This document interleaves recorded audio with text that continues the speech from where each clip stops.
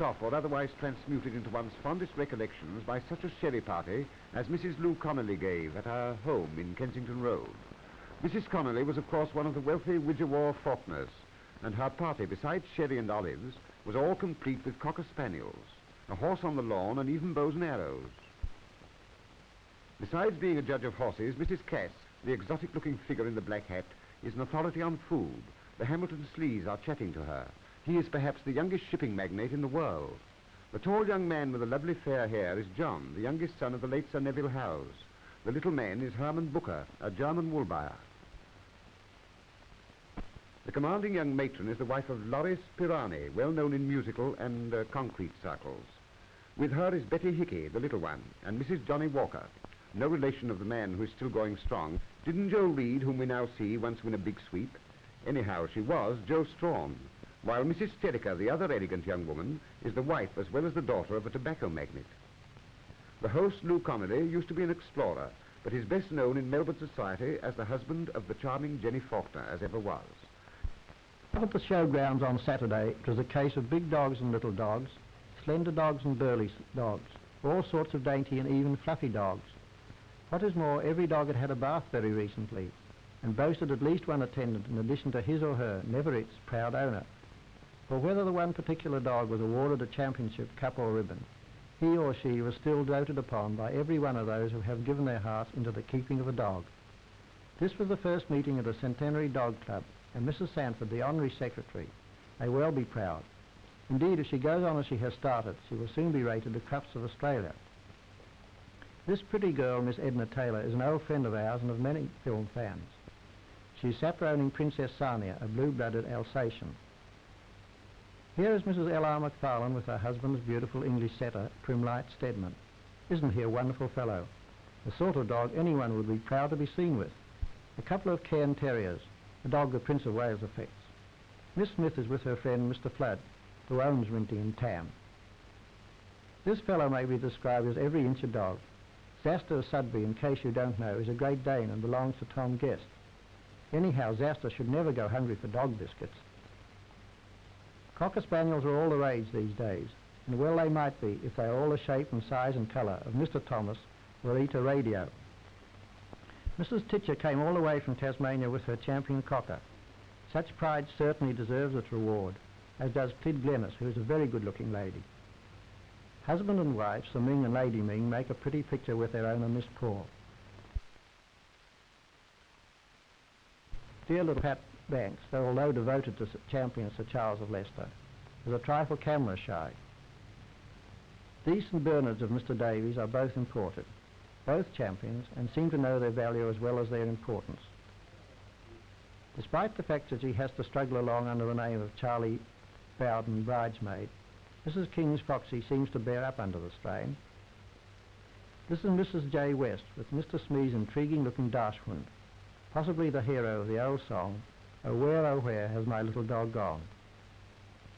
Something like a dog, though no more than any other, is this Newfoundland of Mrs. Murray's.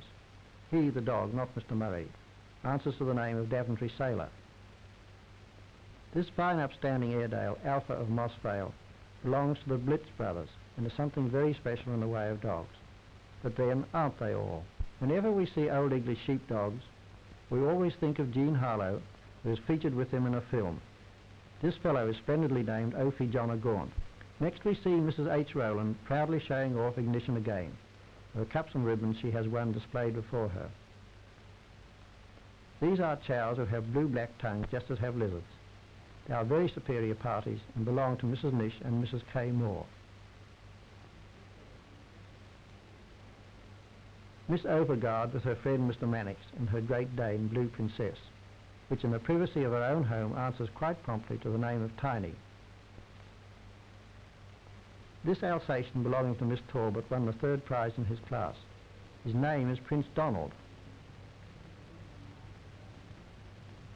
Until recently, Mrs. Norman Mitchell possessed the only griffons in Australia, but as the others are still in quarantine, they won't be shown for some time. Ain't they cute? Just a couple of Mr. A.A. White's champion Celiums, Strathclyde Renown and Strathclyde Helen. The former is an imported dog. And here, by special request, we have the people to whom the success of the show is due. Mrs. Sanford with Mrs. Fritchett's Pekingese Tigger in her arms, and her husband next to her. Mrs. Neal is showing off our old friend Sir Charles of Leicester, while her husband is on the extreme left. Give these people a hand. They certainly deserve it. Of the many riding schools now flourishing round and about Melbourne, that of Ron Cameron's is possibly one of the best known. There one can fall off in comfort as well as be instructed by an expert.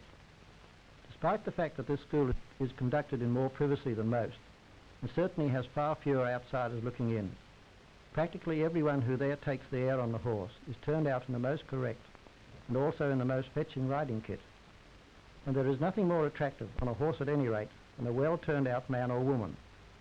Indeed, lots of women, as well as men, make such a hit when mounted that they should never get off. Although to most horsemen, jumping a horse over a hurdle on a road with a bitumen surface smacks of sheer lunacy, Ron Cameron says it confidently, for his mount is shod with the new rubber boots, an Australian invention, please note. Looking little the worse for his long sojourn in hospital, Mr. Palmer of Palmolive fame fills the saddles comfortably. A member of one of our best squatting families, Margaret Lewis, looks very well on horseback. Like her horse, Miss Lewis has an easy manner. Ernie Maurice's French wife is a constant visitor to Ron Cameron's stables. She looks very dashing in her well-cut black breeches and coat. Overjoyed to see Thelma Bucknell again, we were also pleased, pictorially speaking that is, to notice that she was wearing another hat. However, the hunter we so much admired at Ballarat was still her favourite mount. Miss Lily Bowl is an attractive, fair girl. She was in grey with a black hat, and what was more important still, was astride a lovely brown horse. A very snappy piece of work is Myra Smith in her blue beret, coat and breeches. Go along and see her sometime.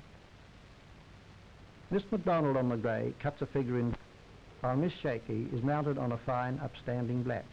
Ron Hunt, just as much at home on the saddle as in the front row of the stalls, posed for us with his friends Cedric Davis and Elle Wright, two very ardent huntsmen, Harry Minogue and Donald Officer.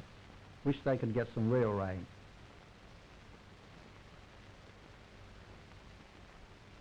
Mrs. Albert Simmons has on one side of her Miss Rima Levi, and on the other Miss Lurleen Toohey. Very correct and very easy to look at.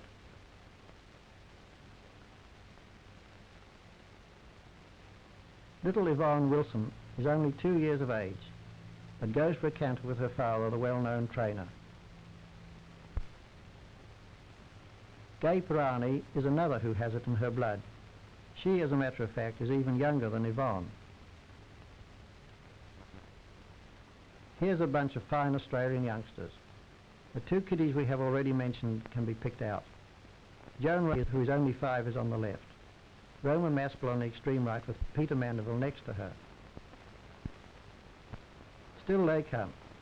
These are Alan Sewell's children, bidding Don, and it certainly looks as though the next generation is going